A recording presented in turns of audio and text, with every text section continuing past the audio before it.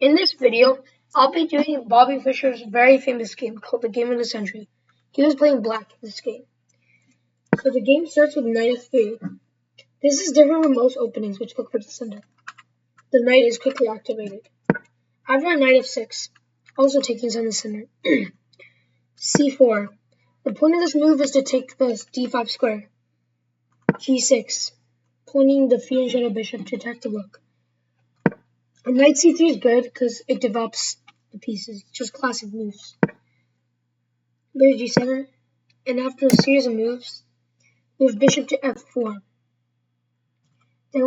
So bishop to f4 is a great move, and after that we have d5, queen b3, and a trade occurs. c6 is also played in e4. So far, white is doing slightly better. The reason why is because they're taking up the center. The knight moves to different squares, rook to d1. The only good thing about black is that they are castle safe, and the bishop, and if they can play b5 in the near future, it would be really good for them. Knight to b6, attacking the queen. Next, we have queen c5, bishop g4, and bishop to g5. This accomplishes nothing. The reason why this does almost nothing is because it doesn't do anything. This could be very vulnerable to b squares, forcing to get kicked out. This is not great.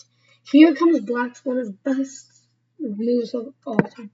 Knight to a4. This not only attacks the knight, but the tricky part is if you take, it's like a fish in a hole. Like eventually, like you'll see later why this is a very good move. Queen moves to a3, and because if you take, it's not going to be great. You'll see later why. The queen moves to a3. Now here comes another great move. You take.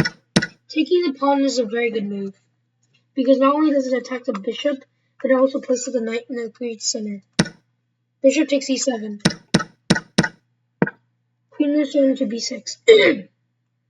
Bishop c4, and knight takes c3. Another pawn captured, because if the queen take, it can put them vulnerable to a pin as well. And after that, a check. Bishop to e6. This is the second move, because most people might be thinking, okay, so you're leaving your queen hanging, so shouldn't you defend it? Because the point of this is that its purpose is that if you take, then black can take the bishop and then move you right in the corner where multiple bishops can occur. This is what, but still, white takes the big queen. With no queen, bishop takes c4. They cannot go out. He cannot go in this square. He cannot go in this square because it's all blocked by the rook. King g1 and knight d2 check. This is a great move because now the king has to move back. The king moves on to f1, and another check occurs. King g1 and knight e2 again. King f4 and knight c3 check. King g1. And now here comes a really good move. Most of the people would just directly take the rook, but no, because not only do you take the bishop, the queen has to leave, and then they get the rook. Queen b4, trying to attack the knight, but it's pointless because the bishop is defending. Attacking the bishop as well because this is taking up the f1 square. Rook to a4.